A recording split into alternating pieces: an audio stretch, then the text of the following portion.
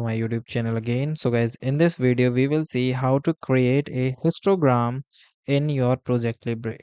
So guys, if you want to create a if you want to create a histogram, so guys, it is very easy.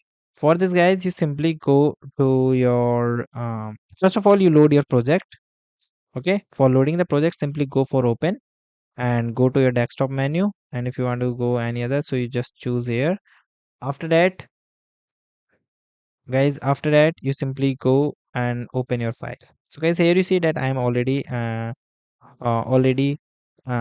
upload my project. So now I'm going to the option of view. So when you go to the option of view option, so guys, here you see there is an option of histogram.